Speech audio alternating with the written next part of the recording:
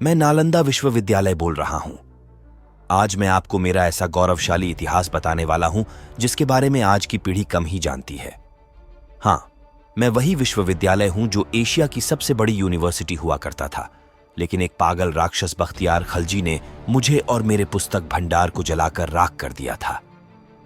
महीनों तक मैं जलता रहा, किसी ने मेरी सुध नहीं ली। मैं सबसे पहले मुझे जलाने वाले के बारे में बताऊंगा, और सबसे पहले मैं नालंदा को क्यों तहस नहस किया गया वो बताता हूं। मेरी कहानी सुनोगे तो भारत के लाडलों आपकी आंखें भी बिक जाएंगे। चंदन भरी आंखें और रुंधे हुए गले के साथ में आज सुनाता हूं मेरी कहानी। मेरे प्रांगण में 10,000 से ज्यादा विद्यार्थी पढ़ा करते थे और उनको पढ़ाने के लिए 2,000 से अधिक पंडित आचार्य हमेशा मौजूद थे। एक समय की बात है, बख्तियार खिलजी नाम के क्रूर लुटेरे की तबीयत खराब हो गई। किसी गंभीर बीमारी ने उसे जकड़ लिया था। उसने अपने नियम हाकिमों से बहुत इलाज करवा लिया, लेकिन उसकी तबीयत ठीक नहीं हुई। उस समय एक यात्री मेरे प्रांगण में घूमते हुए सभी विषय पर पढ़ने वाले आचार्यों से भेंट करते हुए मोहम्मद बख्तियार खिलजी के राज्य में जा पहुंचा।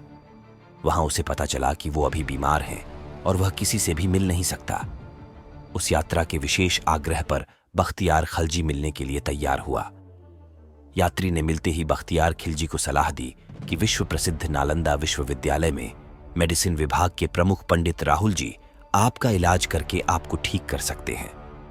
फिर क्या था, पंडित राहुल जी से इलाज की इच्छा प्रकट की, लेकिन बख्तियार खलजी ने एक शर्त रखी थी कि मैं किसी भी प्रकार की भारतीय पद्धति बनी हुई दवा नहीं खाऊंगा, क्योंकि ये काफिरों के द्वारा बनाई गई है।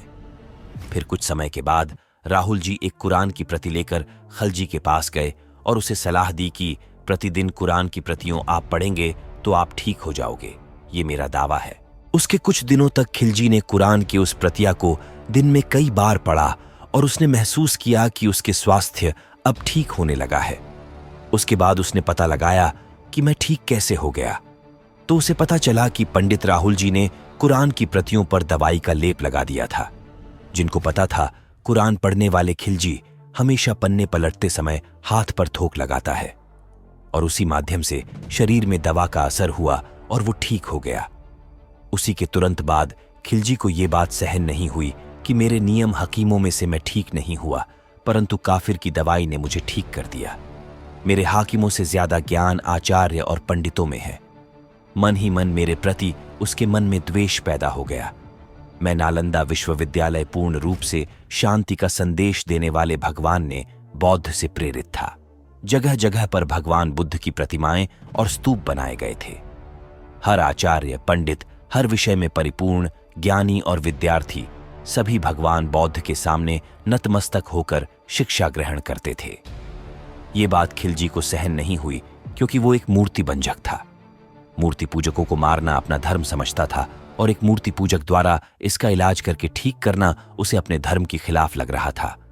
फिर अचानक एक दिन मैंने घोड़ों के पैरों की आवाज सुनी।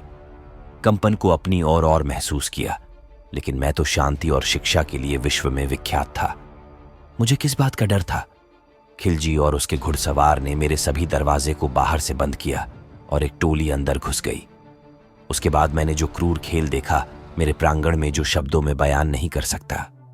कहना बड़ा आसान है, लेकिन जो मैंने अपने आचार्य और पंडित और विश्व के अलग अलग कोने से आए विद्यार्थियों का टपकता खून देखा, मैंने अपनी नंगी आंखों से देखा, उसको बताना कठिन है। हजारों शिक्षकों को पल भर में मार दिया गया।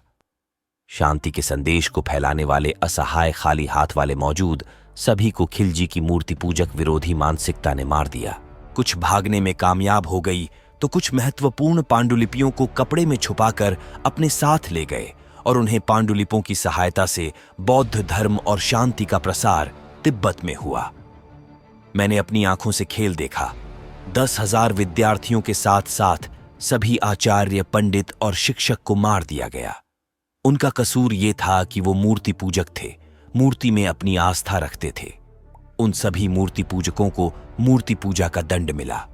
मेरे परिसर में मैंने ऐसा खेल देखने की कभी कल्पना भी नहीं की थी। मैं तो शांति का मंदिर था। जब सभी मूर्ति पूजकों को मार दिया गया तो खिलजी ने आदेश दिया कि मेरे पूरे परिसर को आग लगा दी जाए, मुझे खंडित करके तहस नहस कर दिया जाए।